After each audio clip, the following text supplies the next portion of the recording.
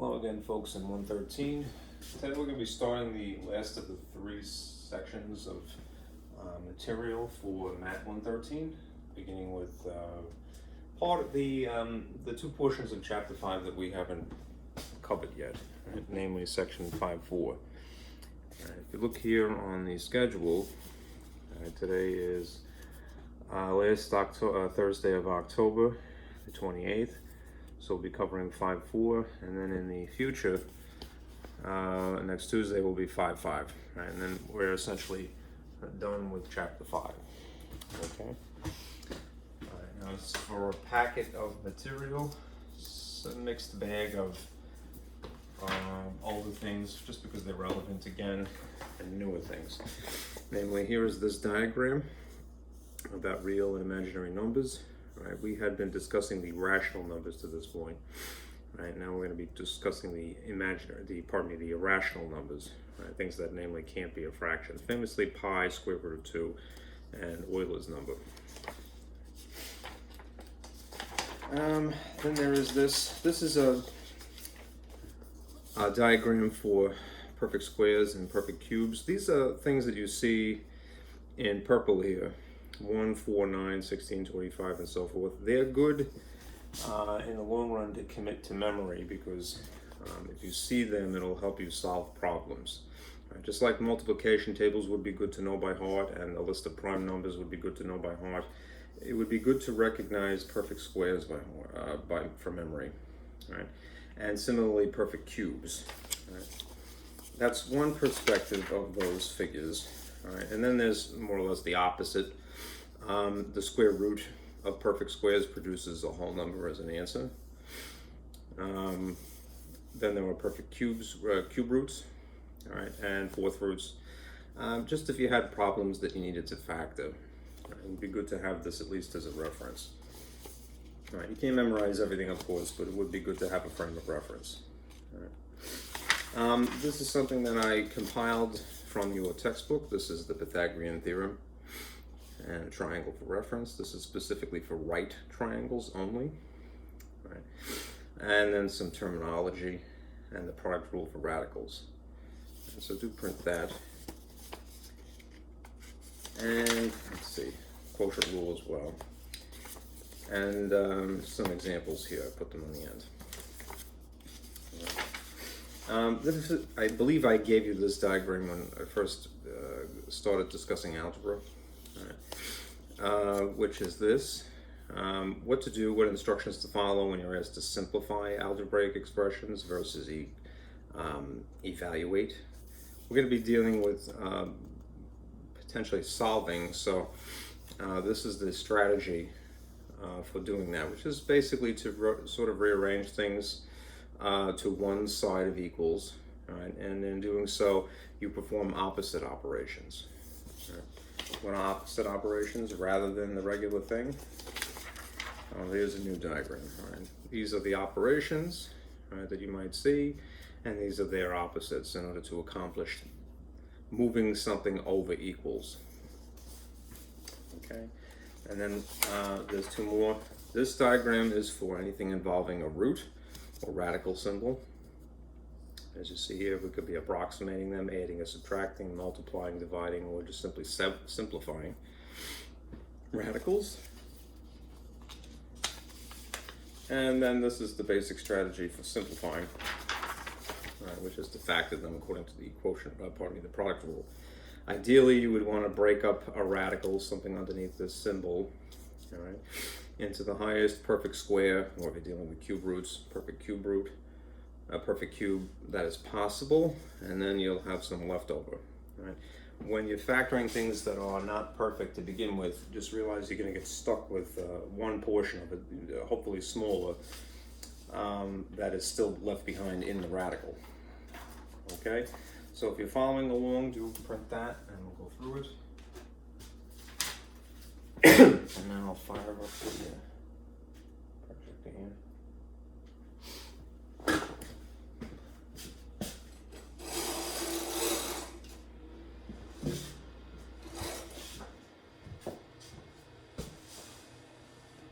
Looks like it's aimed okay.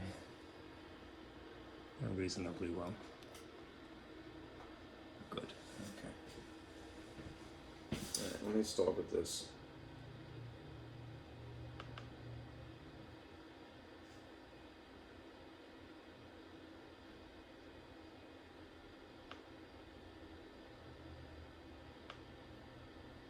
Okay. Let me just minimize that.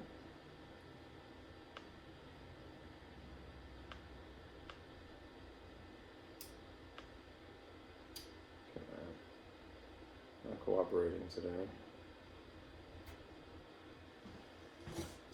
All right. Continuing with the numbers family tree, if you will. We have, again, I only included this. You're not responsible for imaginary numbers, but they do exist as a concept. And if you were to take, say, Algebra 2, or more likely pre-calculus, you're definitely inclined to see this. They exist, all right, as a concept of the square root of a negative, all right? Being that a person essentially can't find the square root of a negative, what you do is you substitute an I. And we're dealing with real numbers, right? So of real numbers, there are the rational and irrational type. Right? We have been discussing the rational type, and you could kind of distinguish one from the other simply by saying, well, if something is rational, then it can be written in the style of a fraction. So integers, for example, negative whole numbers, positive whole numbers, and 0, right? But any one of those you could write as in the style of a fraction, more or less by sticking a 1 under it. So they can be more or less, I don't want to say disguised, but there's this sort of negative. But you could write them in that way, all right? Even if you had a repeating decimal like 0.333 into infinity, there is a technique for converting that to a fraction, right? Famously, 0.3 repeating, even if you don't choose to use the abbreviation, the bar notation is 1/3. Right? It may start out as 3/9, right? But it will reduce to 1/3. 0.3 is 3/10 because the 3 is sitting in the tenths place, right? And that's old hat, right? What's maybe more interesting, and at least relevant now, are the irrational type. All right. I'm fighting the sun a little bit, so I'm going to try to adjust my blinds.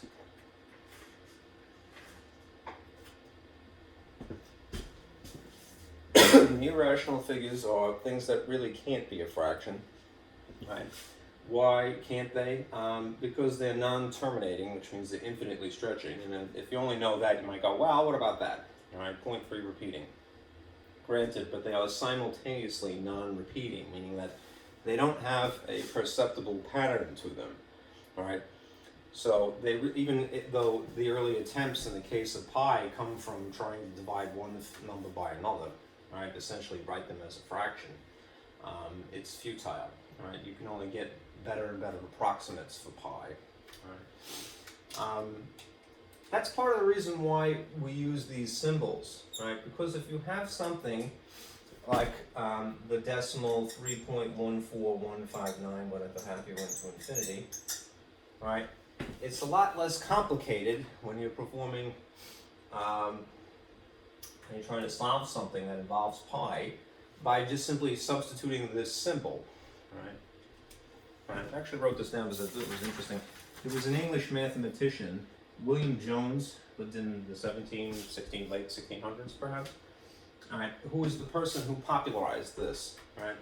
The symbol for pi, which is really Greek letter P, had been around, at least since, potentially 1000 BC. But the idea of using this one symbol to represent all of those is relatively recent. It's maybe about 300 years since then, all right?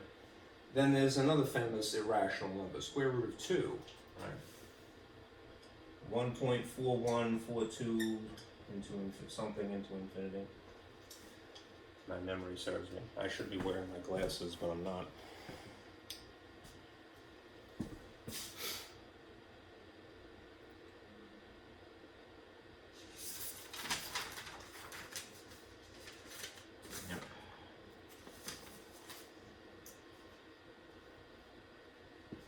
Okay.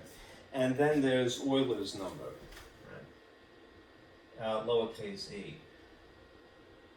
And once you get a good idea, stick with it. Using one symbol to represent a non-terminating, non-repeating decimal. So I'm always terrible at this, but 2.7172, I believe it is. 82, sorry. Dumb it down here, I don't know what. Okay. What you'll notice is these two things, pi, famous irrational number, and the square root of 2, are older, right, than Euler's number, right? These come from geometry. Right? Geometry is the second, probably the second oldest form of math, right? Whereas E actually comes from finance.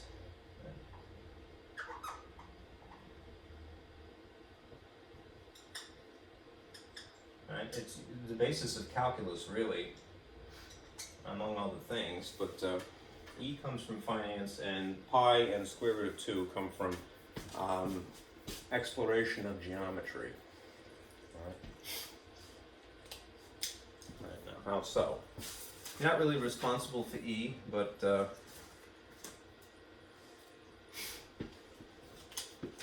it does exist as an example of these types of things, irrational numbers, so at least be aware of them. Right. How to arrive at pi or something close to it? Well, it starts, again, as I mentioned, from the attempt, right?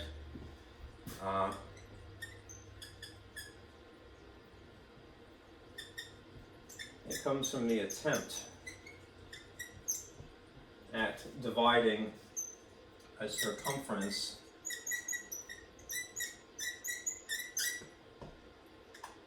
by a diameter. Any size circle, right? If you were to take the circumference, the genuine circumference of a circle, which is the distance around it, and divide by the diameter, which is directly across the center, right? The distance across the center, you, in theory, would get pi, right? But because our measuring is never going to be perfect, especially when you're dealing with a circle, it would just be something very remarkably close to it. The best that you can do is to get an approximate for pi. Right? Why is it an approximate? Because it's non-terminating and non-repeating. Right? So this is really the best that you can do, get an approximate. Right? For any size circle, if you can, as accurately as possible, measure the circumference and divide by its diameter, a very large circle, a very small circle, you'll keep seeing this figure, right, or something very close to it. Right? Square root of 2, right, comes from the Pythagorean theorem, right? I'm making a little bit of a mess here, but throwing a little white space here. The square root of 2, on the other hand, comes from the attempt at calculating the distance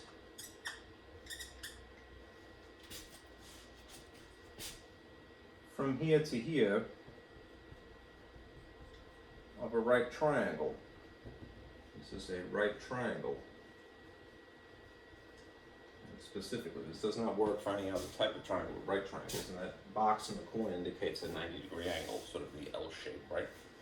Well, if you specifically had dimensions that were along the bottom here, a unit of 1, and also a unit of 1, and then you plug that into Pythagorean theorem, which is famously a squared plus b squared plus equals c squared. Right? What you're going to notice that you get is the square root of 2. Right? If they were different figures, if you had something that wasn't 1 in just itself, you might get something that, when it eventually breaks down, it produces a whole number as an answer, not as a square root. You watch what happens. All right. The Pythagorean theorem, which is to calculate this distance, really, that's its most practical usage. Right? If you substituted in these values here and here, as in b is in base and a is in altitude, perhaps, what you're going to get is essentially this: 1 squared is 1, 1 squared is 1, and c squared, the thing that you're looking for, c, produces 2 is equal to c squared. Now, getting back to the thing I alluded to before, when you solve algebraically, what do you end up doing? A lot of time, most of the time, if not all of it, you perform an opposite operation. Right? We're familiar with the opposite of adding is subtracting, and the opposite of multiplying is dividing. Well, the opposite of squaring something is, spoiler alert, square root. So if you were to take the square root of this side, right, for the sake of reducing this to just c, all right, this essentially cancels this, then by way of balancing algebraically, you'd have to do the same thing here. And you end up with this, right? Square root of 2, right? Which if you attempted to find the square root of 2, it would only produce an infinitely stretching number. It wouldn't give you the satisfying whole number as an answer. You could try this with your calculator if you'd like. All right, or you could do what we might have done before there were calculators, which is to make better and better guesses. All right, we'll get there when we get there. Anyhow, as you can see, this famous irrational number, square root of 2, comes from right triangle geometry. All right, this famous irrational number comes from circles. All right, remember, a circle famously has a diameter, if not a radius, which is only half as long, and a circumference, which is the distance around it. Okay? And if you could measure those two things as accurately as possible and then attempt to divide them to form this ratio, you will see basically pi, right? We are familiar with, the circumference formula most likely, which is normally written like this: c is equal to pi times diameter, all right? But what if you just rearranged it algebraically? All right, if you wanted to isolate pi, you would divide by d here to cancel, and then park it underneath c, right? That's the ratio, all right? Pi is equal to that ratio, right? Ideally, right? Even though it's a sort of a physical impossibility for us, right? All right. Now, let me show you this. Is a prerequisite here. These again are figures that are good to know, commit to memory in the long run.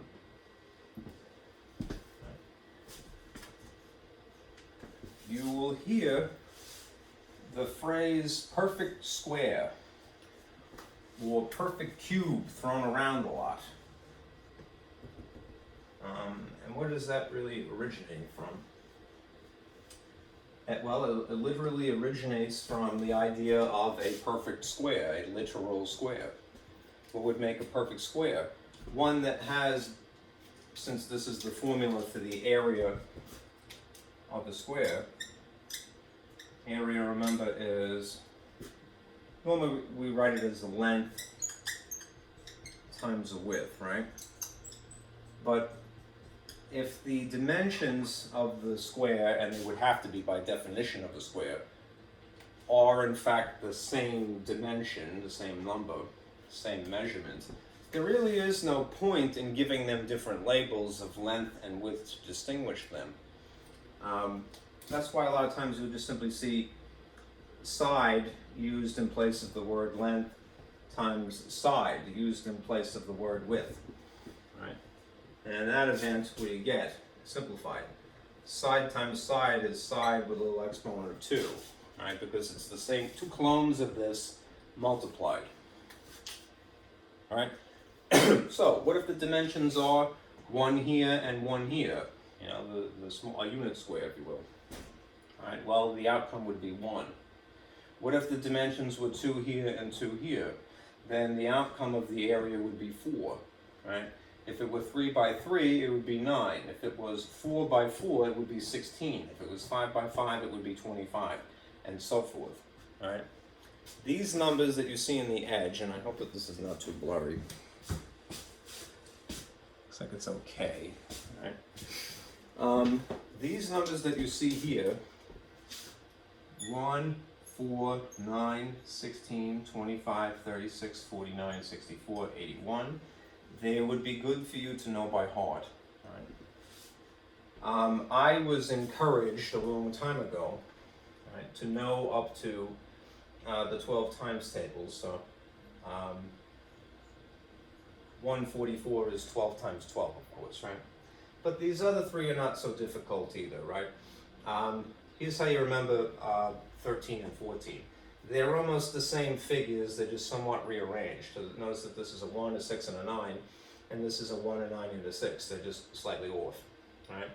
So 13 times 13, 13 by 13 square would be 169, and 14 times 14 would be 196, right? Then 15 times 15 is 225, right? Again, you can't possibly memorize them all, but what you do when you're memorizing something is you're building up a frame of reference, right? Which makes having to do the opposite operation that much easier, right? Just as there are perfect squares, though, there are, in theory, perfect cubes. And in that event, you're not talking about an area anymore because that's two-dimensional. You're talking about something that is three-dimensional in theory, right? And the appropriate usage of the term volume would apply. All right. Now, if the dimensions are all the same, they could be 1 by 1 by 1. That is, the volume is the length times the width times the height. Or you could just say side times side times side to abbreviate. So the volume of a cube, at least, would be side cubed.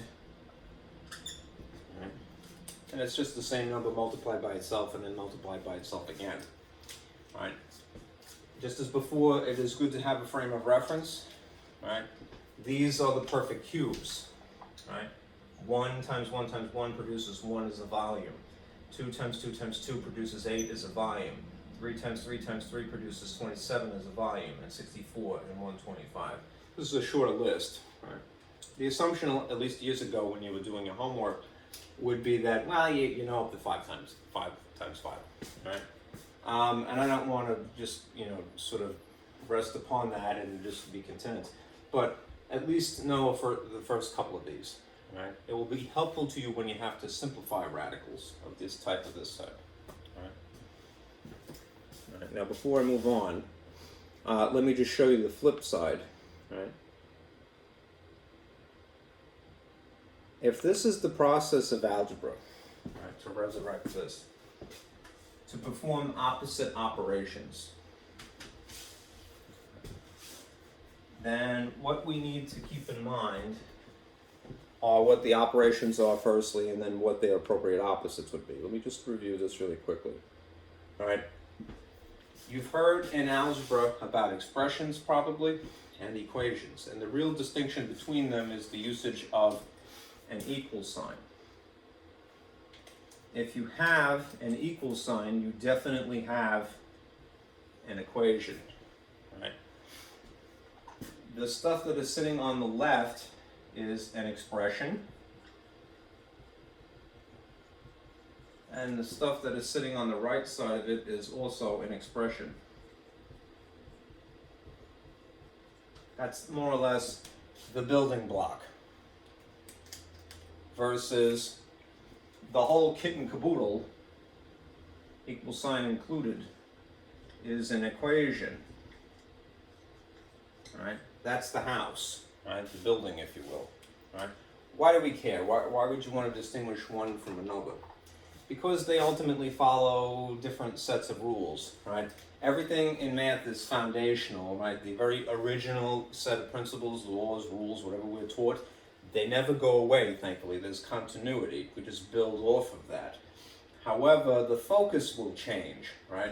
If you were just merely dealing with expressions, things that don't have an equal sign, right? No equals involved, right? You might just be asked to simplify the expression, right? Make them, if they're two numbers wide in an operation, just reduce them to 1, right? There's no need for an equal sign, all right? What do they entail, or what do they involve, or what do they use in algebra? A letter, a number, some combination of the two, and an operation of one sort or another. Right?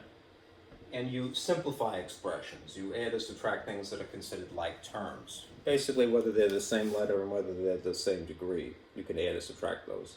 Or you might distribute a coefficient, right, which is a number sitting outside of a parentheses, via multiplying. So for example, if you had 2 times x plus 3, you can't actually add these because they're not like, but you could at least get rid of the parentheses by multiplying by 2. And then you have a slightly less ugly expression. Right? Then there's evaluating expressions, which you're familiar with. All right, that essentially follows the order of operations. What you may have to do is substitute a numerical value for a letter, right? And then you decide whether you add, subtract, multiply, or divide in a particular order. The only thing that kind of bends the rules is when you have a rational expression, in which case I would advise you to simplify the top independently, then the bottom independently, and if it's possible, divide these as an afterthought. Right? That doesn't absolve you from doing any division earlier in the right way, right? But what is going on in between the top and the bottom, you don't mingle them until the very end, right? Anyhow, that's old hat, right? What we're concerned with now is solving. As I mentioned, if you have a genuine equation, yes, it's made of the building block expression, but it is they are separated by the equals. Right? So you see that visual cue, know that you're following this set of rules at one point or another. Right? We use the phrase solve when we're talking about equations. Right? That implies a lot. Right? To solve an equation is to basically get a letter equal to a number. I have to buy new blue. All right. If you can get it down to just simply that, letter equals number, then you are solving for something. That's a very literal way of talking about it. All right. How do you go about the process of doing that, of getting something equal to x equals whatever, right? Or y or some other letter? You move stuff over equals. If you have to simplify first, that is, employ the older rules from just dealing with expressions. If you're just dealing with the left side independently of the right side, yes, stick with the older principles. Don't deviate from that. Right? They don't get erased. But in general, you perform opposite operations rather than the operations that are given to you. That's usually why a little kid, the first time that they see this, they go, "What? Right? You told me that this symbol means that I have to make things bigger. Now you're telling me the opposite of that?" For the sake of strategy, yeah. Right.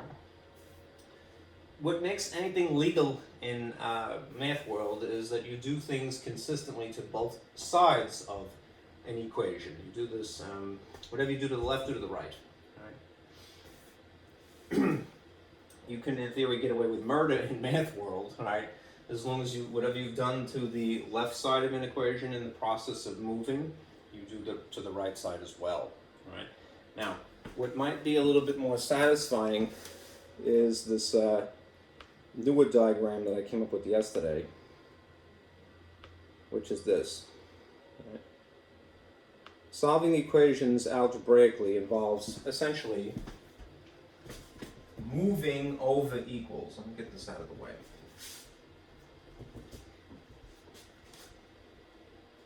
Right, that's why I put this big arrow here.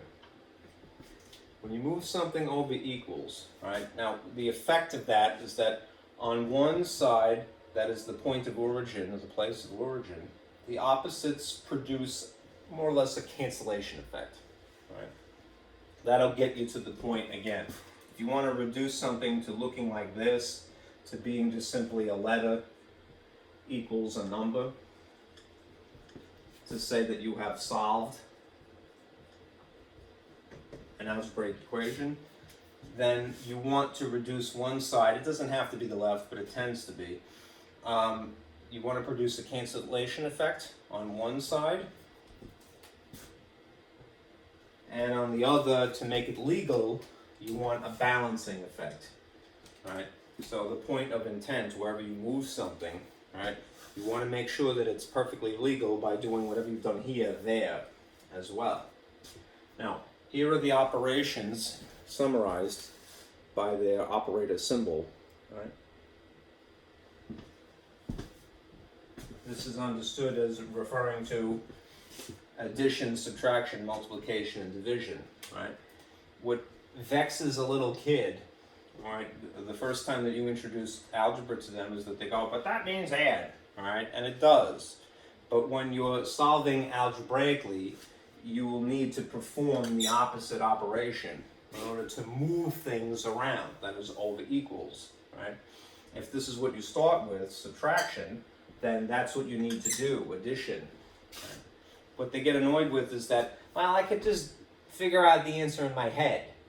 You'll hear a kid say that all the time. I can get it in my head. I don't need to write any of this stuff down. But that's the thing. You're gonna fight with them. Be prepared, right? You're gonna fight with them to get them to physically write with their thinking, right? They need to do that. It is imperative. Do not absolve them from writing something, even if they know how to do it in their head. God bless them if they can, right? What you're trying to do is not get just an answer unique to one problem. What you're trying to do is to develop a strategy, right? The goal is the strategy, not the individual answer. Right? Multiplication is canceled by division. Division is canceled by essentially multiplication, right? And hopefully you'll see a pattern here. Now, what is in theory new to us is dealing with exponents. That's surreptitious here. Whatever the base is, squared, if you want to produce a cancellation effect, essentially, you perform a square root, right, on this, whatever that thing is. All right, if you have a base that is being raised to degree 3 here, an exponent of 3, then what would logically cancel that would be a cube root. And this is just to generalize, b to the n, whatever that degree is, right, would require the nth root. Right? So this is understood as being a square root, and this is a cube root, and this to generalize is an nth root. Interestingly, all right, the way that we write these things is when we have something above square root in terms of degree, index is what they would refer to the little number. We tuck the little index number inside the radical, not inside it underneath it, but inside the little check mark, right? So to distinguish it from square root, cube root uses a 3 as its index, all right? If you had the nth root, this should really be squeezed in here. I just had to sort of draw that from scratch when I printed this. We don't do that for square root, weirdly, right? We don't put a 2 in here. But it would make logical sense, and I don't think anyone would ever get mad at you if you did that. Why? Because it makes something more clear. I think the reason why we don't do that automatically is because that was the original concept, the OG, if you will, of roots. All right, so no need to distinguish it if it's the original idea. All right. All right. Anyhow. To summarize, when you deal with things algebraically, when you're moving things over equals to produce a letter equal to a number, that is to solve, remember this: whatever you do to one side of an equation, you must do to the other. This makes everything legal. Okay? That is the necessary balancing act. That's technique. That is algebra that we know and love. Okay? Or we will come to love. Even if we're not on speaking terms. All right, now let me get into this. Just as I mentioned, there is this list of numbers that are good to commit to memory. 1, 4, 9, 16, and so forth. 1, 8, 27, 64, and so forth. There are the opposites of squaring or cubing, which is this diagram. Okay. If you were to take the square root of a number that is a perfect square, all right, that is the square root of 1. All right. This number 1, 4, 9, 16, 25. These are the perfect squares, remember. If you were to take their square root, right? And it might be more obvious if you have it somewhat factored here. The result is that you end up with 1, 2, 3, 4, 5, 6, and so forth. You see that they are producing natural numbers, to be technical, all right, but whole number answers here, right? Exactly one apart from one another. 1, 2, 3, 4, 5. It's predictable. If you had the cube root of perfect cubes, and the perfect cubes again would be 1, 8, 27, 64, 125, they produce whole number answers too. 1, 2, 3, 4, 5. And then in theory, though, the fourth root's at the very bottom, although I'd be doubtful that you'd see too much of that. Fourth roots, perfect fourths, would be, there's no phrase such as that, all right, but if 1, 16, and 81 are the same number in 4 iterations, they would produce 1, 2, and 3, and so forth. You need this more or less as a reference when you're trying to simplify radicals, right? And now, having gotten to this point, let me give you some fun facts about radicals here. Let me put this back. I need the space.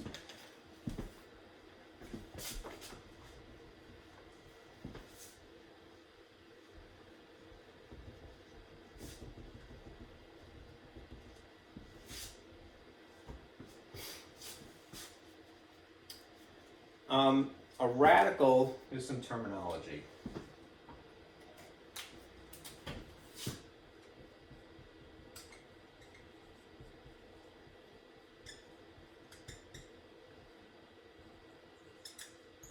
For roots, right?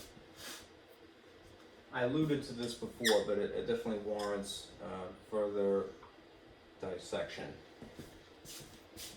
All right. The actual radical is, now this is the radical symbol that implies what operation we're talking about. All right. Whatever number in theory would be tucked in here, I'll put the letter N. Right. This is known as the index, and it's the type of root. All right. Whether it's a square root, would be technically a 2, although we don't bother to write it. If it's a cube root, it would be a little 3 tucked in here. If it's a fourth root, it would be a 4, and so forth. The technical term for whatever number is sitting here is index. All right. The number that is sitting underneath the radical symbol, hopefully this green will be visible. Looks like it's okay, all right? This number that is underneath here, this is referred to as the radicand. All right, think of this as basically being the guts of the radical.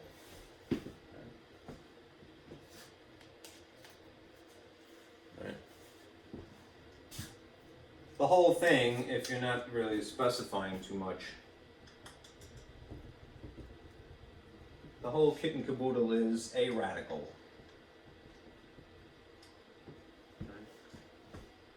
Or you could just simply refer to it as a root, right? Then there's the outcome, right? And the instruction, right?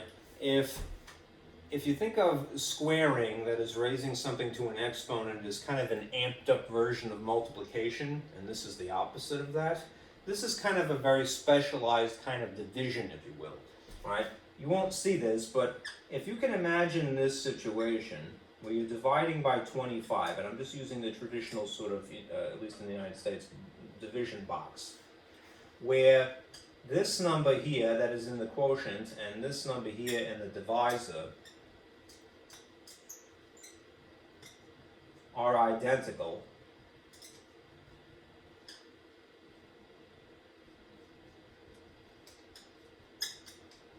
that would be the kind of division that you would be getting, all right? Or what you would be performing here, all right? Normally what happens is, the question is, you would be asked what number times itself produces the radicand.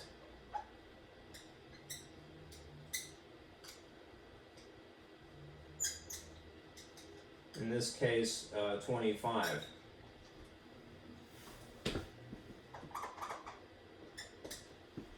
Right, that's basically the question when you see something like this. In the case of essentially positive 25, there is an answer, a satisfying answer. All right, let's think about that for a moment. Let me just erase this. All right. What number times itself produces 25? All right. What do you think of? All right. 5 times 5. I mean, 1 times 25 would obviously produce 25, but we want the situation where the divisor and the quotient, in theory, would be identical. Right? That's these two factors. It would have to be 5 times 5. Right?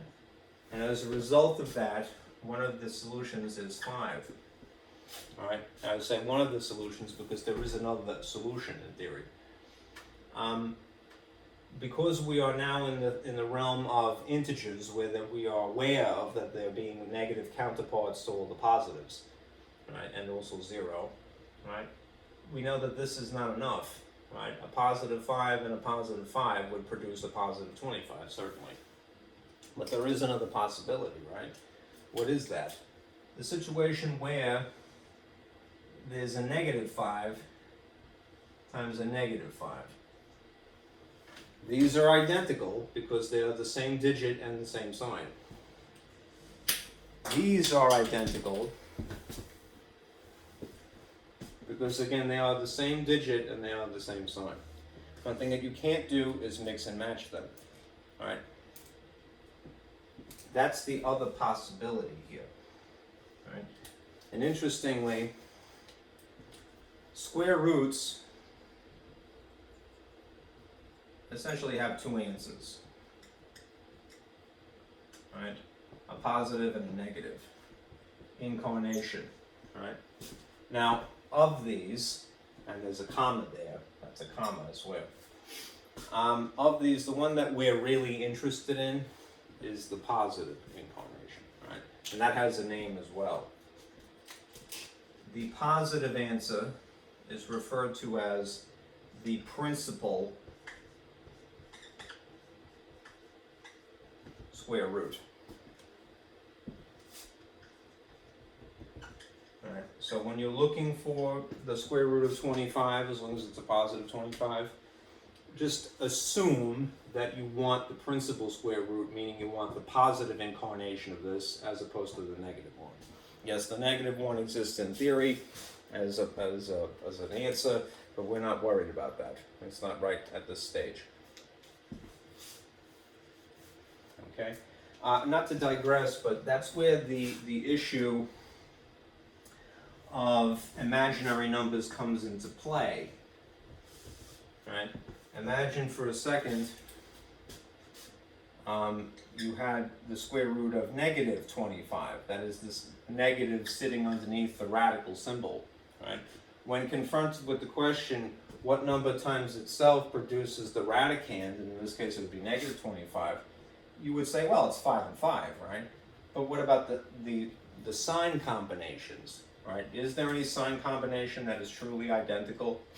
There isn't. It would, in theory, have to be a negative in one instance and a positive in the other. And these are not the same number, even though they look similar. On a number line, right, positive 5 would be to the right of 0. And negative 5 would be to the left of 0. These are not the same number. These are not identical. Right? Therefore, you can't really answer this question. The best that you could do is identify it as being imaginary, which is why we say I. Right? So I 25, square root 25. Right? You're not responsible for that. It's very theoretical, far out stuff, right?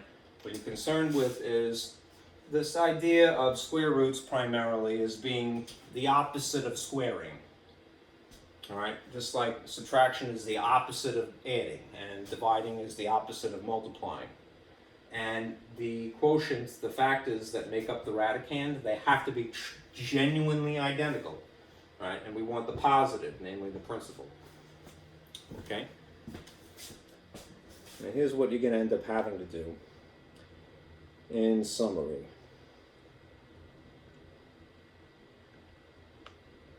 Just going to rearrange stuff just a wee bit here.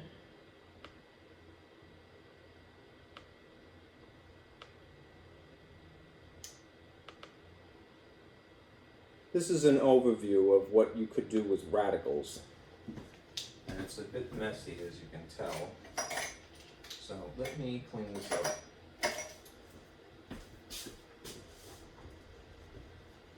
I think the light bulb in my projector may be getting weak.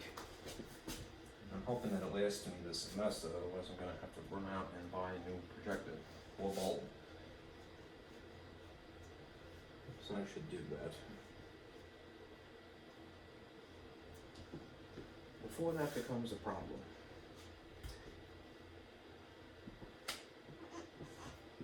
Okay. This is a little busy, so I want you to just sort of stare at the bug here with its many legs and head in the center. All right. What you'll be asked to do is, in theory, to approximate radicals. All right. You may be asked to add or subtract radicals. There are conditions for that. Then there is the situation where you might multiply radicals, or in theory divide them, but they don't even really say the word divide too much, all right? And then there's simplifying, all right? Let's consider these two things above and below here, all right? It may be a little far away, so let me zoom in just a bit, all right? And pay attention to this quadrant here. If you have the reference, all right?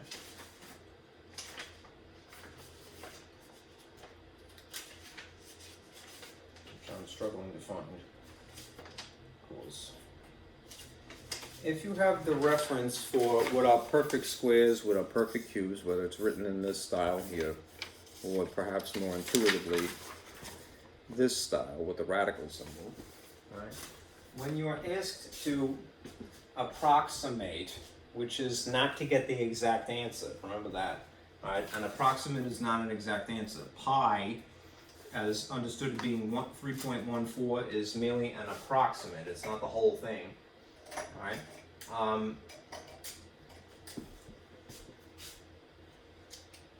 What you could do using your frame of reference is figure out, well, what is this essentially in between?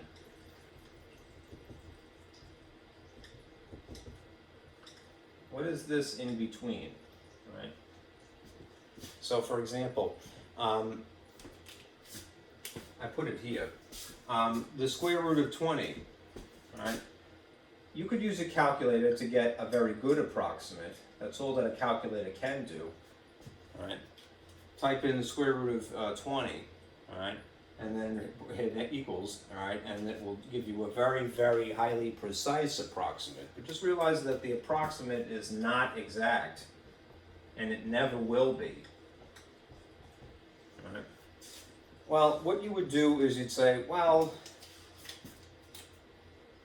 what is this in between? The actual number that is the radicand here. Sorry for the messiness. All right. The number 20, I prefer to look at this other page if you don't mind me. The number 20 does not appear in my list of perfect squares, right? But it is in between these two, 25 and 16. So if I could rationalize to myself, well, that would in theory be between the square root of 16 and the square root of 25, then I could estimate, say that, well, this is a whole number and that would be a 4. Square root of 16 is 4 times 4, so the radical 16 would be 4. And the square root of 25 is 5, we've already established that, right? What is a number that would be somewhere in between 4 and 5? You would reasonably say it would be about 4.5. Now, if you didn't have a calculator, what you would be tasked with doing is testing your approximation. And in the old days, what you might have done would be like, all right, well, let me try 4.5 times 4.5, right? And then go through the trouble of calculating. 5 times 5 is 25, carry the 2. 4 times 5 is 20, plus 2 is 22. Placeholder. 4 times 5 is 20 again, carry the 2. 4 times 4 is 16, plus 2 is 18. And then add everything. And you would see that you would get 20.25. I'm sorry for the blur here. This would be equal to 20.25, right? As an approximate, that's probably okay, right? But you could make better and better approximates. So you go like, well, this is just 20, that's 20.25, so that's overshooting it. What would be something slightly smaller than 4.5? And then you might reason to yourself, well, maybe it's 4.4. And then you go through the motions of doing this. I'm always shooting myself with markers here. Okay. Hopefully I'm not wearing it. Okay. 4 times 4 is 16, plus 1 is 17 again. 6, 39. And you would get this, right? 4.4 squared would be 19.36. Let me just double check that. 4 and 4 is 6, carry the 1. 4 and 4 is 16, carry the 1 is 17. Placeholder, 16, carry the 1 is 17 again. Yeah, I believe that's right. Alright, and then you go, damn it, right? You'd be like, darn it, excuse me. You'd say that, well, the original figure was 20, right? Square root of 20, right? And in this case, I'm overshooting it by using 4.5. And in this case, I'm not quite getting there. That's 19.36. So then you say, all right, well, what's exactly halfway between 4.5 and 4.4? And what you end up doing is producing another digit. Instead of 2 digits, something that's 3 digits wide. So you'd go, all right, well, halfway between 40 and 50, if you think of this as 50 and that is 40, would be 45. And then you go, all right, well, what's 4.45 times 4.45? And the thing is, it's kind of a futile effort because no matter what, you can get greater and greater precision, something that approaches 20, all right, but never get there, all right? That's an interesting sort of paradigm, not paradigm, but point of fact about math, right? Sometimes the best that you can do is just get really close, all right? Anyhow, that is the process of approximating, right? And whether you do it the old-fashioned way, right, or you utilize your calculator, which I'm not going to fault you for, just realize that that's what you're getting. Not a genuine answer, but just something really, really close. So in this case, I may have to change my settings. No, it looks like it's fine. All right, the button that you would employ is in blue, so you'd have to hit second and then engage the square function here. So if you type second and then x squared, you notice on the top, the heading here, you'll have an open function here. So type in 20, and if you want to be a good sport, close it. You don't have to, it would work anyway, but then hit that.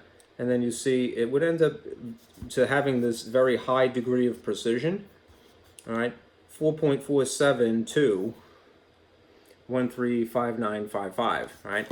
That isn't the whole thing though. That's just as far as how many digits wide your screen is. It's infinitely stretching, right? What you would end up doing is chopping off infinity at some point and rounding up, right, or down perhaps. Okay, so you have that option, but there is a strategy to this if you're doing it by hand, right? Is to make an educated guess, right? This number is between which two perfect squares, right? If you're dealing with square root approximating, right? Better would be to simplify, which is the other half of this here.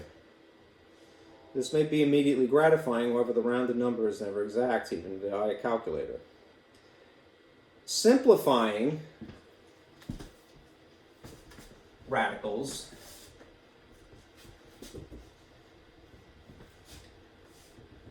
is really employing the product rule of radicals. Right? This may be less satisfying because you're not going to get a decimal as an answer strategically so. However, simplifying preserves all of infinity. Right? It preserves an irrational quantity. It is technically exact, it's just not satisfying to us who are conditioned to like decimals. All right? Now, what you have to think of is whatever is in this radical here,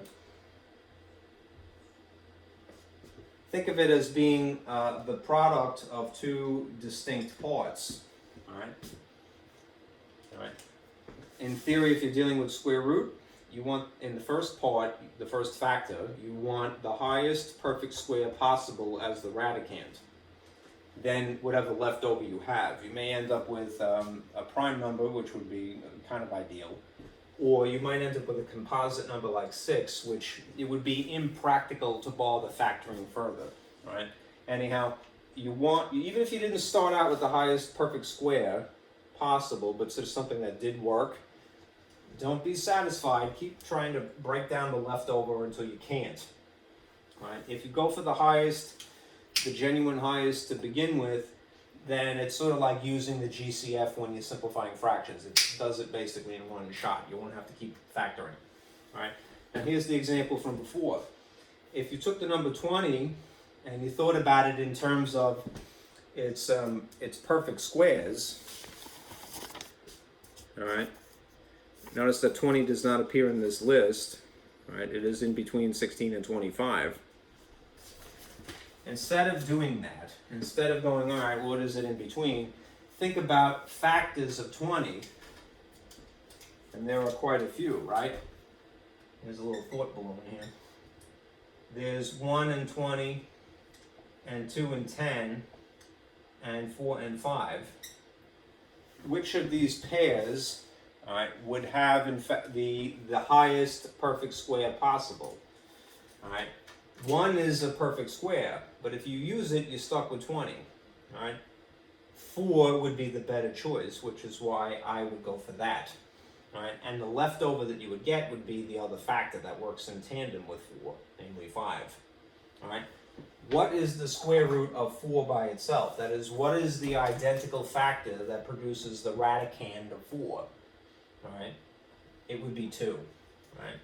Now you notice that that is written on the outside of the radical symbol, right? And the leftover that it would be impractical to bother factoring further remains on the inside. This admittedly, 2 times the square root of 5 is not immediately gratifying, but it is a better answer than the approximate, right? Because it preserves all of the irrational quantity. It's just using smaller numbers to express that quantity. It's kind of like the difference between using 3 over 9 to express the quantity of 3, 3, 3 forever and ever and ever, versus using 1/3 to express the exact same quantity, 3, 3, 3 forever and ever. It's a better choice because it's simplified. Anyhow, in upper level math, we prefer things like that. For those things that are sticklers that we can't really get everything outside, we can't get everything to be a whole number exclusively, if you're stuck with something that is a fragment of it that is still left behind in the radical, make sure that it is as small as possible, i.e. that it is simplified. Okay? Now there are these other possibilities here where you're asked to add or subtract. Add or subtract. All right. There are some conditions that have to be met. If you're going to add or subtract radicals, they have to, this is maybe my own parlance, they have to be like somehow.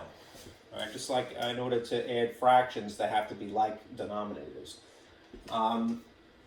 They must be the same index, right? Meaning whatever the number that would appear here, tucked inside the radical symbol, that has to be the same figure. Probably in this level of math, You're not going to have to worry about it too much. But outside the realm of the scope of this class, you may have to, so that's the only reason I'm mentioning it. So, it must be the same index. Sorry, this is a bit faint. Right. Remember, index is whatever the number is here, the type of radical that it is. And they must be the same radicand, which implies that if they don't match to begin with, that is the guts in here, if they don't match, you may have to simplify them first. Right? Then what you end up doing is essentially adding or subtracting the coefficients only. Again, I don't know if that's really the appropriate usage, but what I'm saying is the number that would be in front here, or the number that would be in front here. Okay? And then you just sort of keep the radical. Okay? Slightly less strict, all right, for now, would be this situation where you're multiplying radicals. When you're multiplying radicals, they should, I mean, there are ways around it, but they have to be, really for now, the same index to be combined.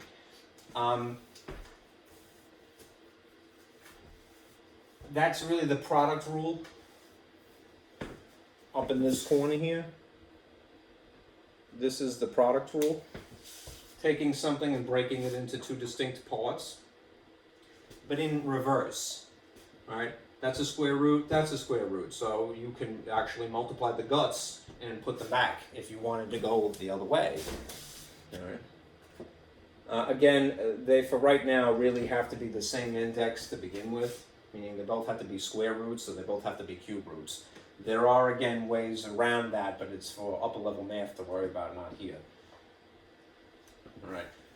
Then there's dividing radicals, right?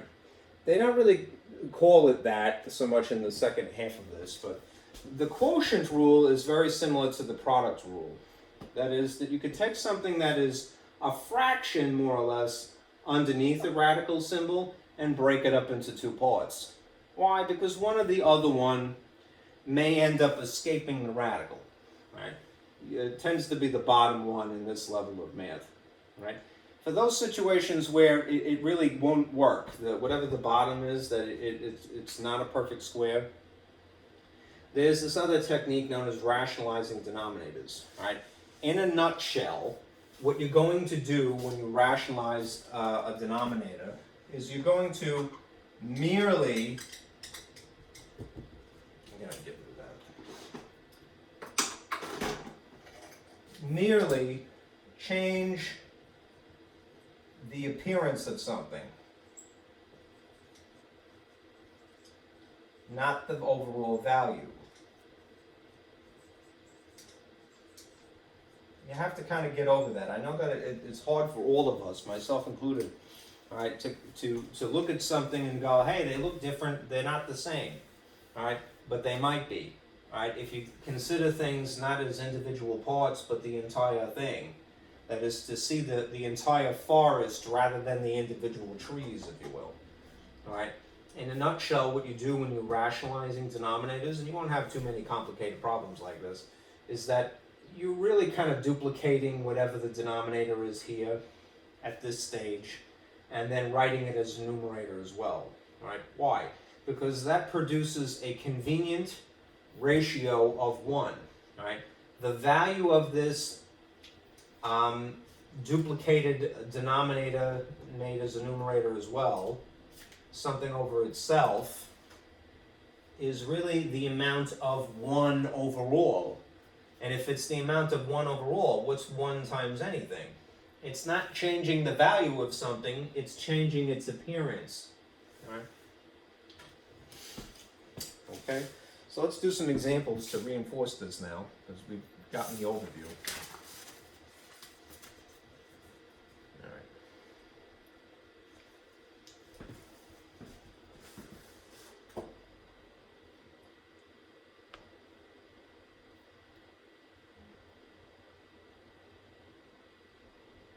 Where did I put that?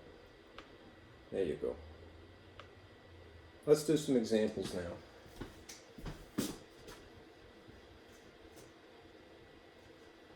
think I could spare the bulb, so I'll turn this off now. And make some light here.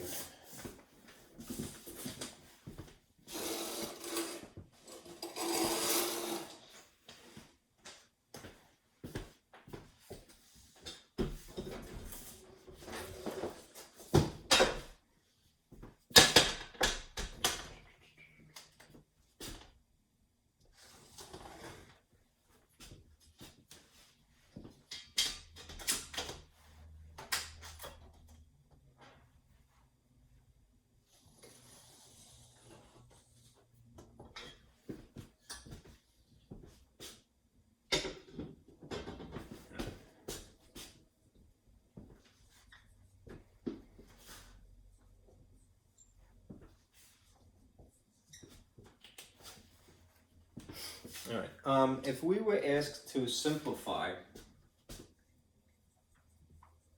rather than approximate the square root of 80, right? Again, what we're going to try to employ here is essentially the product rule.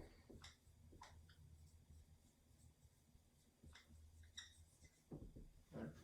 And the product rule says that whatever you have as the guts of the radicand, you could try to break it up into two pieces, right? Ideally, what you want to do is choose from the highest perfect square possible. That is for the radicand here. So let's think about things that make 80 for a moment. There's quite a few, right? There's 1 times 80 that makes 80. That's a comma, I swear. And that may be a little faint.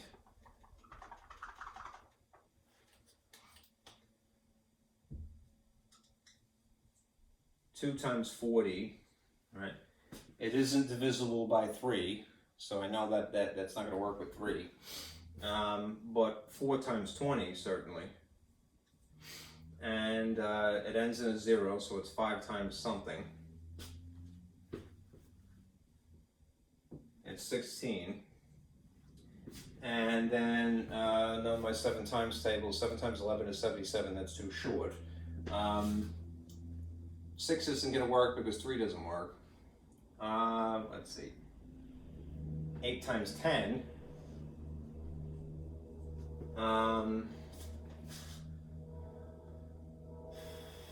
9 times 9 is 81, that's overshooting it. And we've gotten as close as we possibly can get, right? These numbers are as far away from one another as they would be, 1 and 80. And then they've gotten slowly closer and closer until they're practically on top of each other. 8 and times 10 is probably all of the factors, right? And I really should have written them with commas a lot of times, but they're being multiplied in order to produce this figure, right? Why do I need to compile all of this? Because again, strategically, I want to choose from the highest perfect square possible. So there's one part of my brain that's going, all right, let me get all of the possible things and then compare them to my reference that hopefully is committed to memory of these figures, 1, 4, 9, 16, and so forth, and go, do I recognize, is there any overlap? Are any of them the same? All right, 1 is a perfect square, but if I was going to use that to factor, essentially, that isn't going to get me anywhere in terms of reducing this number. It's going to stick me with 80. So I can eliminate that as a possibility at least. 2 is not a perfect square. All right, so that's not going to work. It's probably going to be either this one or the next one. So 4 times 20 would produce 80. And you might go, aha, that's it. All right, but run the gamut, check all of the possibilities. 16 would be a better choice, right? Because if you use intentionally the highest perfect square possible to factor this, you will get to the answer simplified lickety-split, right? It isn't wrong if you use 4, but you may have to continue factoring. I'll show you what happens. All right, here's the ideal situation. Square root of 16 times square root of 5.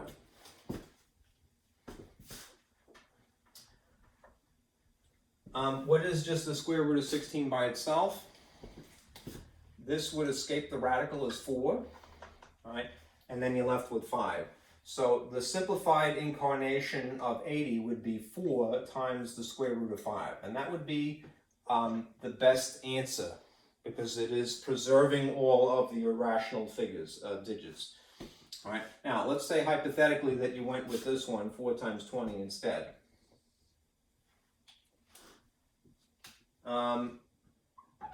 Again, it wouldn't be a bad choice, but it would take several steps to get to the answer rather than immediately one step. All right, if you're strategic.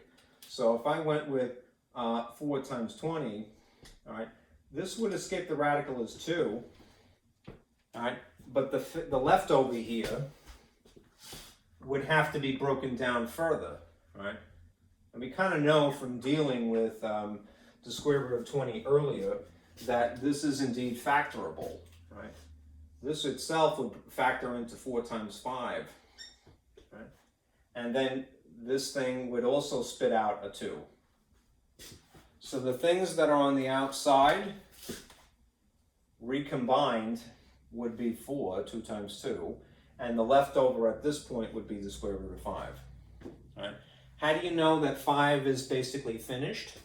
Because it's a prime number is the real reason, but it isn't always a prime number. Sometimes it's like a 6, right? And 6 is a composite number. But if you were trying to factor the square root of 6, right, the best you could do is to produce 1 and 6 again, or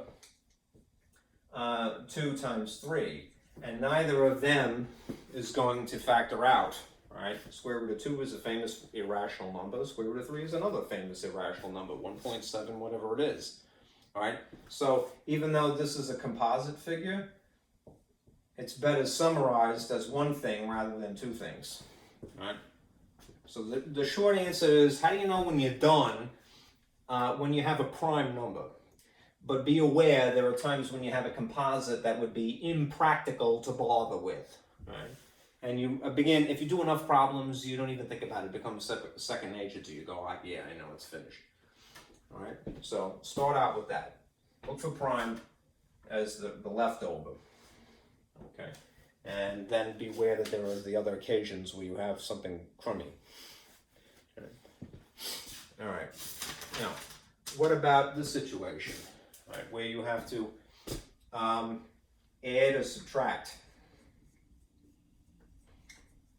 Right. And you're given 5 square root of 3 minus 4 square root of 3. You do have to make sure that the requirements, the prerequisite information is, the prerequisite requirements are met, meaning they have to be the same index, same type of radical, and they have to have the same radicands. Radicands, again, is the guts. All right, what is underneath the radical? All right. This red is becoming a dud. Well, they're both square roots. There's no index of 2 written there, but it technically would be that. So it meets that requirement, and that's usually all at this stage that you really have to worry about. If you check the guts, though, you see that the radicands are 3 and 3. All right. What you end up doing once you've gone, okay, you've certified that these two are legit to add or subtract, is you really just combine the things on the outside. That's a positive 5, that's a minus 4. If I follow the rules of integers for adding and subtracting, one of each, I actually legitimately subtract, and I have a 1. All right. What is the sign of that 1? It matches the larger magnitude. It would technically be positive. So you could either write it as plus 1 square root of 3, or you could just simply write it as, well, it's the square root of 3. And then it's technically finished. All right. What if you had a weird one? I'll do it over here.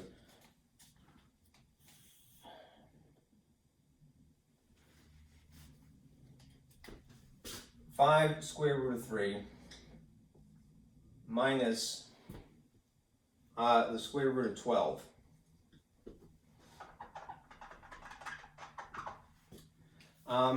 If you check these requirements, they are in fact square roots each. They're the same index of 2 technically.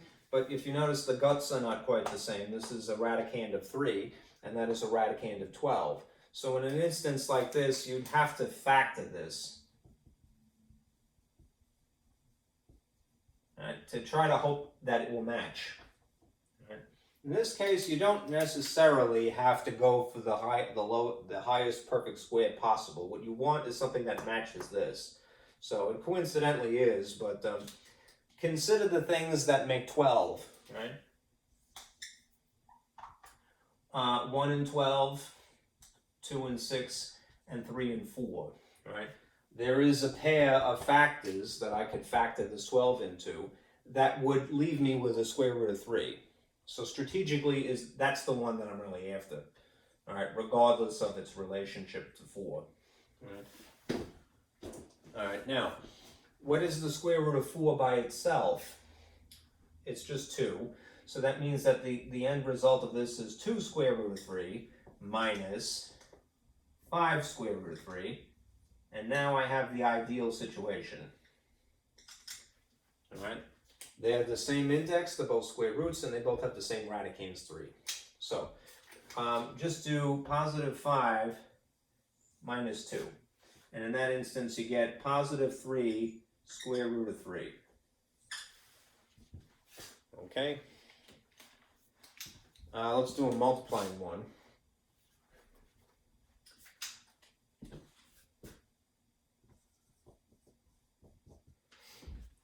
If you had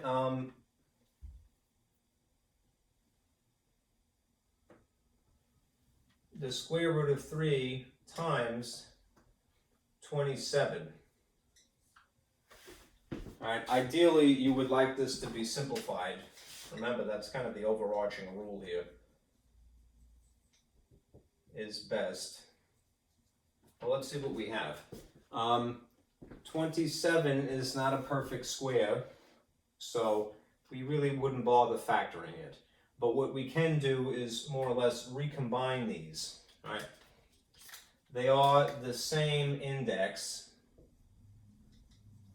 so without employing any more sophisticated technique, we can actually combine these. It's the product rule in reverse. So what's 3 times 27? It would be 81.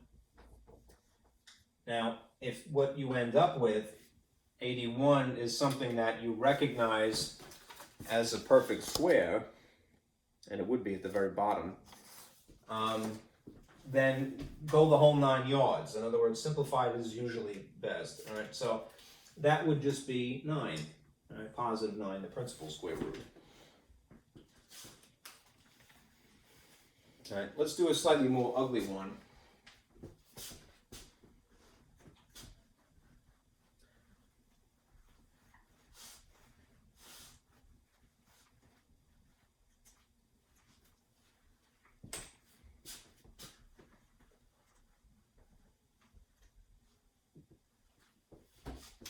If you had something like this, the square root of 6 times the square root of 10. If you chose to factor either of these to begin with, you really wouldn't get anywhere, right? That would just produce square root of 2 and square root of 3, and this would produce square root of 2 and square root of 5. Right? You could recombine them, in theory.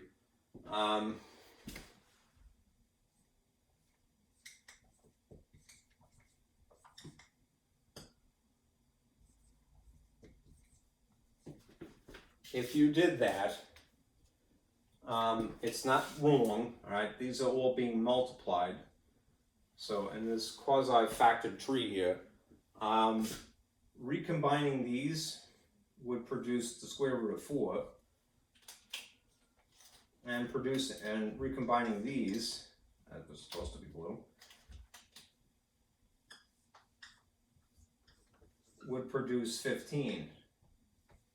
So you get it down to at least one of them being a perfect square, and that would be ejected as a whole number, and that's the answer, 2 square root of 15. Why? Because 15, if you attempted to factor it, would be 3 and 5, and that's not helping. All right. If you don't choose to go this way, all right, do it what may be more intuitive, which is to just recombine them from the onset. So what I'm getting at is at this point, if you had square root of 6 times the square root of 10, and you went, all right, I'll just meld these back together. They're the same type of radical. They're both index of 2, square root. And that would be 60, right? Then at that point, you could consider pairs of factors that maybe employ a perfect square. So 1 and 60 is one possibility. 2 and 30, because it's even, so it has to be 2 times something. All right. 3 times 20. All right. 4 and 15, which I just know. This I know from divisibility. This I know from time. Right. A quarter of an hour is 15, so there's 4 quarters. Ends in a 5. I know my multiplication tables of 5 times 12. Right. And multiplication tables of 6. Right. 7 times 8 is 56. That's 2 short. Right. That eliminates 8 as well. And 9 times 7 would be 63. That's too much. All right. That's pretty much all of the possibilities. All right. There's a strategy to it. Start with those furthest apart and then get closer and closer and closer as a pair. All right. So what can you choose from this list that is the highest perfect square possible? 1 is a perfect square, but 4 is a better choice. So square root of 4 times the square root of 15. So that means, again, that's a 2. 2 square root of 15 is my answer. All right, one way or another.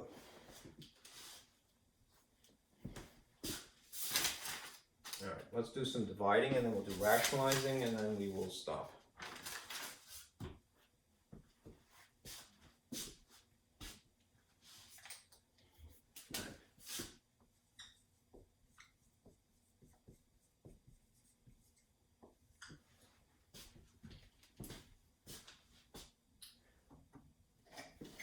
And suppose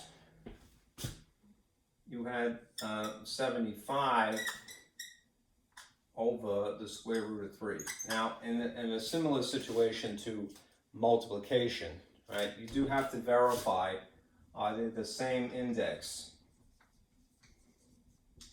If they are, then you can combine them.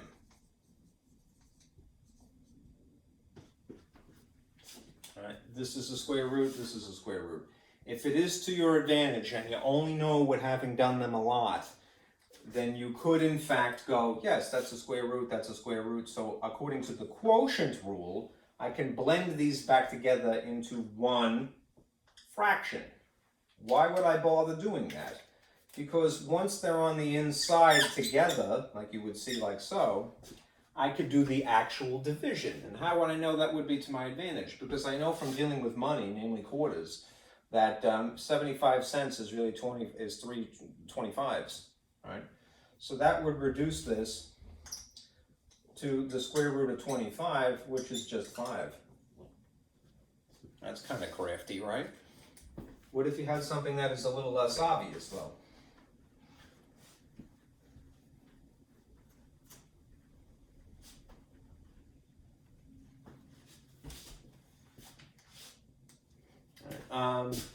If you had the square root of 60 over the square root of 5.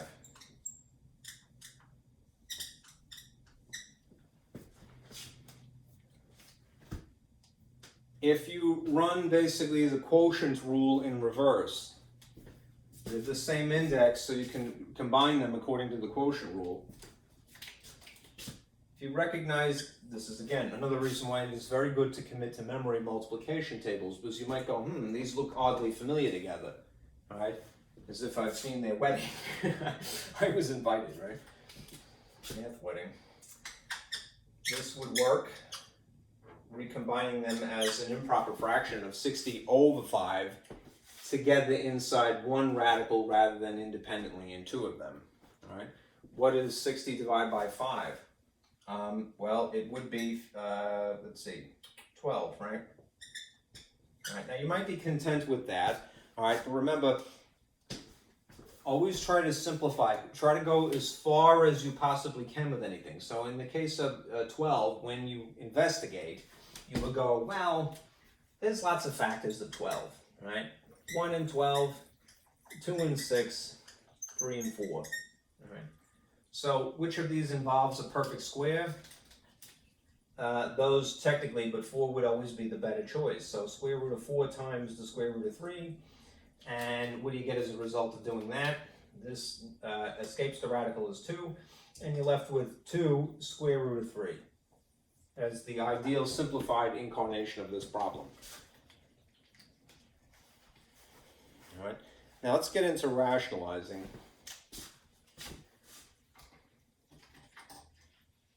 I have to erase a bit to do that.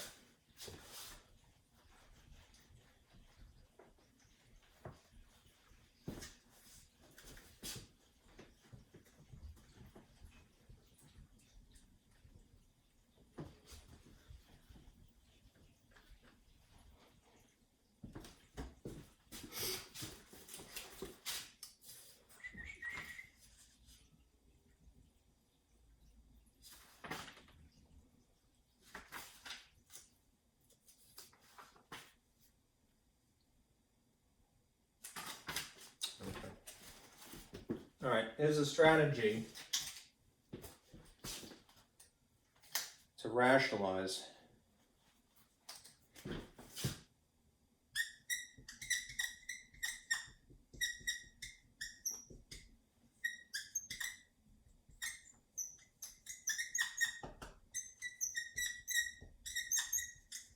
All right, and just realize that what is going on here is that when you're rationalizing denominators, you are changing appearance, not value.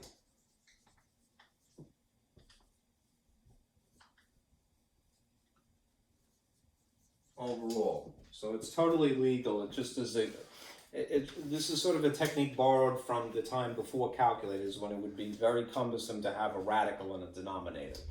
So still convenient as a mental exercise in an upper level math. You want ultimately to do this. You want to have whatever your rational expression, whatever this looks like, your rational expression is something that would have this line. And if it involves radicals, one of them either here or there or both of them, and it's really the issue when it's a denominator, would have the radical symbol wrapped around them. All right, what you want to do in any instance is this.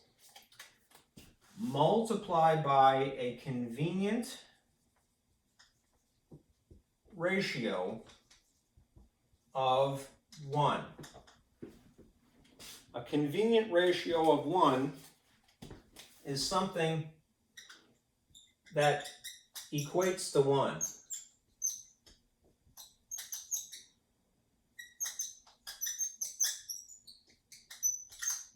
Overall, but since it's going to be a ratio of 1, it is going to be that line. All right. Why? Because it's like fraction times fraction, and you need to have a top and a bottom in order to accomplish that. Now, depending upon the problem, you may be a little bit more strategic about what you choose to be a denominator. Right? But let's do some examples.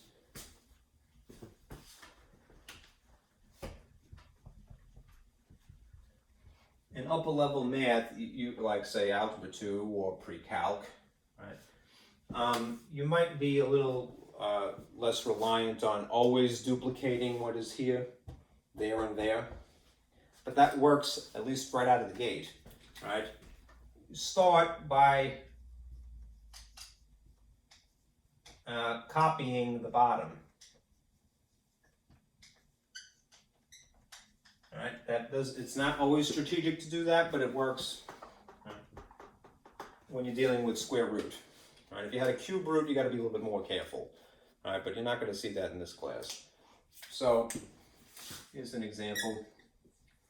If you had 5 over the square root of 2, right, you have a radical as a denominator. So what you'll be asked to do is to rationalize.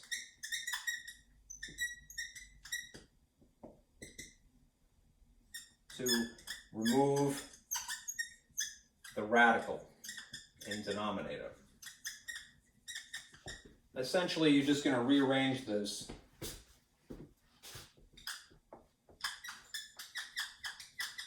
so that there is no radical in the denominator.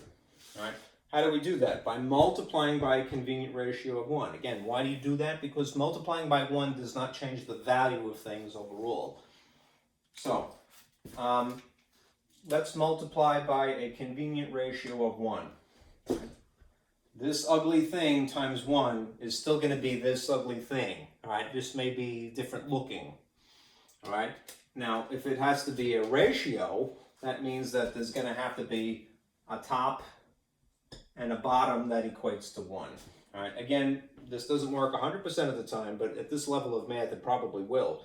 Start by copying the bottom. So if you see a square root of 2 here, multiply the square root of 2 here, and replicate it on the top and the bottom here. All right? So square root of 2 is the irrational number 1.41, whatever it is, into infinity. But it is something divided essentially by itself. So what's anything divided by itself with the exception of 0? 1. All right, now, if you do the actual intricate work of multiplying, on top what you'll get is 5 times the square root of 2. And on the bottom you will get something that you could recombine according to the product rule, where you could be crafty and use an exponent if you like. Let's say that you just went with the product rule. It would be the guts here times the guts here, which would be the square root of 4 here. All right? And the square root of 4, the number 4, happens to be a perfect square. So what's the bottom going to be? It's just going to be 2 ultimately. What's the top going to be? 5 times the square root of 2. You're kind of stuck with that. And you might get a little annoyed and go, well, isn't that overcomplicating something? This is less complicated looking to me than this is. The advantage to having something in a rationalized form like that we've rearranged the parts so that the radical is not in the denominator, is it would make it easier if you had to combine this with, say, some other rational expression. To have a common denominator that is a whole number rather than a radical is definitely to your advantage. Okay? Let's do another one.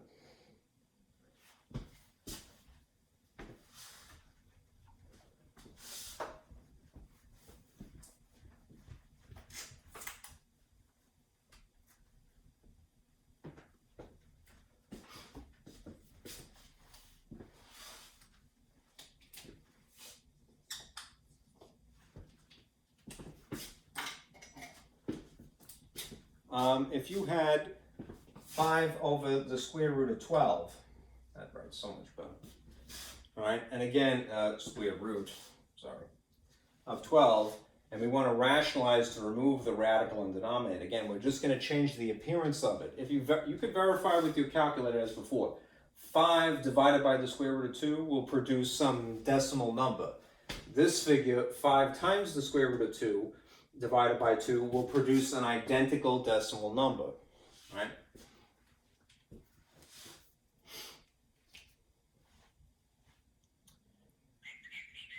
Yeah.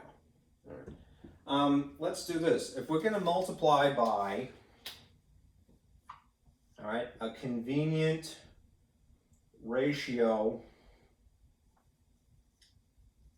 of 1, we're going to have this line here. For sure, for ratios, right? Now, you could just simply duplicate this as the square root of 12 over the square root of 12, all right? But it would be, and you'll get the right answer. I'll do it both ways. But it's going to be a little bit more cumbersome, being that you're now approaching a 3-digit number as the bottom rather than, something else. And you might be able to simplify it more. So what would be more strategic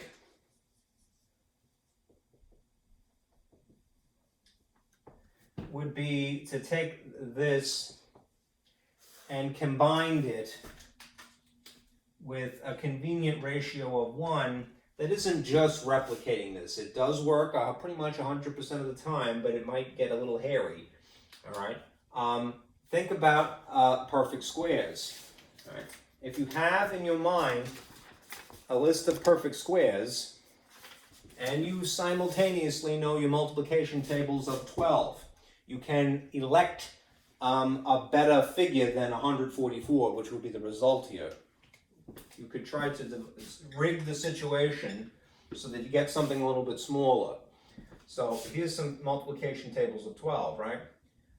12 times 1 is 12, of course. 12 times 2 is 24. That's not a perfect square, that's not a perfect square. But 12 times 3 produces a 36. That's a perfect square. So, when I'm trying to decide what convenient ratio of 1 I'm going to stick here, I'm going to opt for the square root of 3 over the square root of 3. It still equals 1 overall, but it's going to make for better numbers. All right? How come? Because if I do the multiplication, the top times the top would be 5 square root of 3. The bottom would be 12 times 3, according to the product rule, would be 36. And that will escape the radical as just 6 itself. And so the end result will be 5 square root of 3 over 6. Right? Sorry for the glare. Right. You could do the same thing ultimately. All right, if you straighten this out, let's see what would happen. Well, 5 times 12 would be 5 square root of 12. Notice the 5 does not go in because it's not a radical. But 12 times 12 would produce 144. And that by itself would just be 12 on the outside. And yeah, that would be the value that is equivalent to this. All right? But it isn't simplified. You could go simpler. The square root of 12, for example, can be factored into the square root of 4 times the square root of 3. Which means, over my board here, gotta put the brake on. Okay. This would be 2. And then I would have a 5 that was there, times the 2 that got spit out, times the square root of 3, sitting on top of 12. And these are all factored. It's this times that. And if it's in factored form, you could, if you want to, simplify. Right? You could also factor 12 into its prime factors if you'd like. That might be overkill. All right? But this 2 would reduce to 1, and this would reduce to a 6. And you'd end up with the same result ultimately. All right? Now, just to prove a point, if you checked with your calculator what the decimal equivalent of this would be, it should be identical to the thing that you've reduced it to. All right? That is to prove the point that it changes the appearance of things, not the overall value. So let's take a look. All right? Here is 5 divided by the square root of 12. Right, you would enter it like this: 5 / for division, and then the second, and then the x squared would produce the value behind the symbol behind it, square root. And you see it's 1.44337. Looks like a 5 backwards. Yes, 673. All right, so 1.44, whatever it is. All right, the original figure. If this is truly correct, then it should produce the same decimal. So above the line, it would be 5 times the square root of 3 divided by 6. All right, I went a little overboard just for the sake of not making a mistake. I encapsulated the entire top in a parentheses. You could use those buttons if you like. It may not be necessary, but I'm erring on the side of caution. Anyhow, denominator of 6, this is the top. All right, what do you get? 1.443375673. All right, it is the identical value. Okay. All right. I think I'll leave it at that.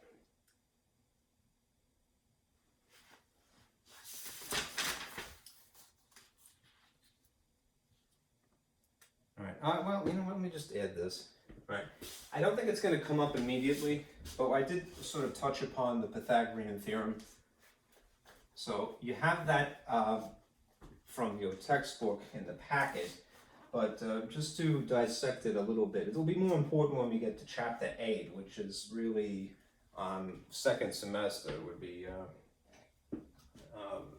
114 as opposed to mat 113. All right.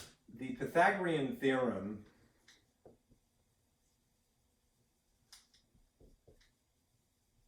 is famously a squared plus b squared equals c squared. It is a formula for calculating any of the three sides of a right triangle, and that is the one stipulation requirement, which is that you're dealing with a right triangle. That here. Sorry. Right. A right triangle is a triangle, whether it's really narrow, that has this identifying little box tucked into one corner, a right angle. All right, and it means that this is a 90-degree angle, basically the L shape, right? Perfect L shape, right? These letters A, B, and C represent the side lengths of a right triangle. So I would go with this logic. Let's treat this as B. Doesn't have to be, but B is in bottom. That writes so nicely. And this is an A as an altitude, as in above the ground, right? And this would be C, right? It just so happens that these two, A and B, are basically interchangeable. You could replace one with the other. I think that's spelled correctly. It's either EA or just A. All right. See if that looks better. Interchangeable. I think it's an E. At any rate, they're known as a leg and a leg. This is a leg around the box here, and this is a leg. The dimension that is across from the box, and it has to be across, this is known as the hypotenuse. And the hypotenuse is a Greek word for longest side. No matter what, always across from the 90-degree angle is the hypotenuse. That is not interchangeable. These two are interchangeable, right, when you're substituting values. Right? Why is this relevant to us right now? Because we're dealing with radicals in theory for the first time.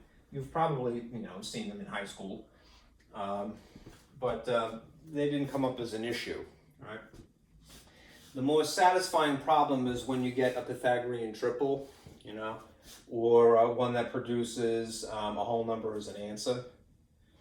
So I'm trying to conceive of a nice one. Let's say that you had the situation where this value of the bottom was 9 units. 4 units.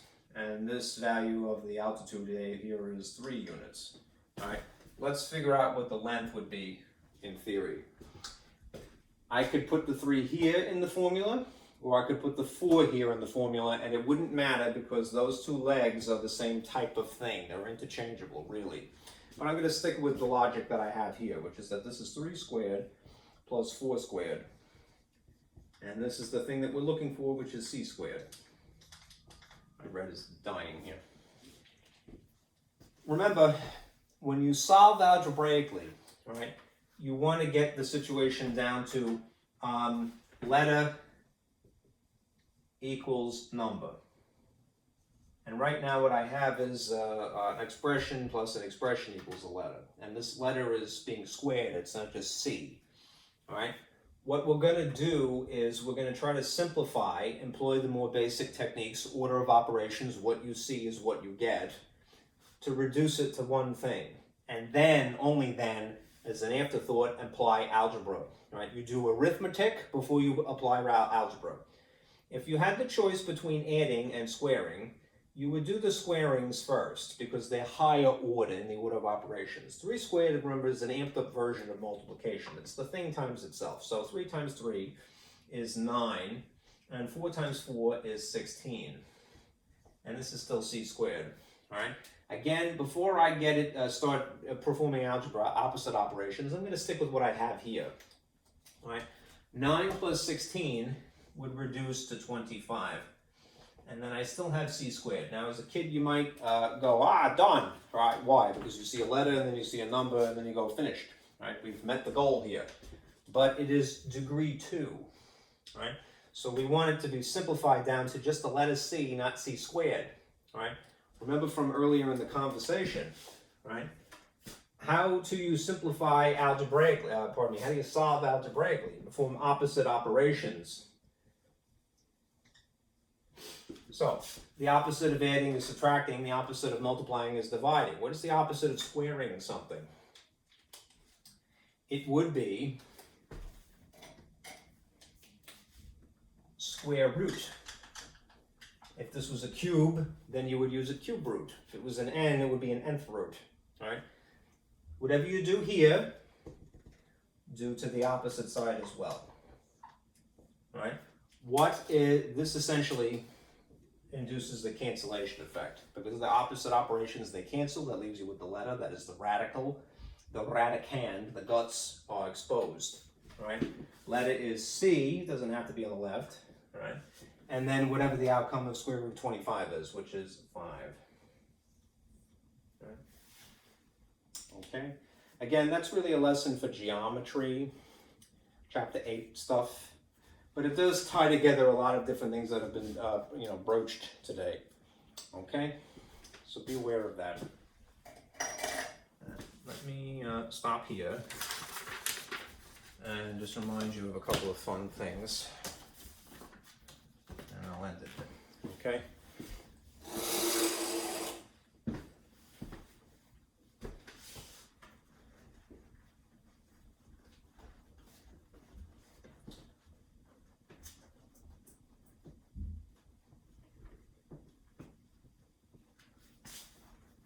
For homework, we're going to have a new slew of my lab assignments. So for homework,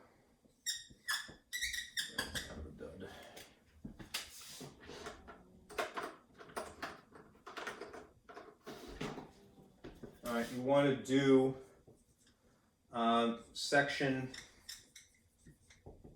5.4. You don't have to worry about a prerequisite in this case, because in theory you've already done it. When you started chapter 5, we're just picking up where we left off, really. All right, and that's it. All right, do section 5.4 in my lab, and you're good for the weekend. All right, again, don't wait until the end, because what will happen is you'll end up having to do everything at the last second, and that is not really helping a person absorb the material. All right, you want to do things ideally, I know you have your own lives, of course, but you want to do things in small doses, all right, over a long time. You'll refresh and reinforce the concepts, okay? So thank you guys for sticking with me, and I'll see you again on Tuesday. All right, be careful out there.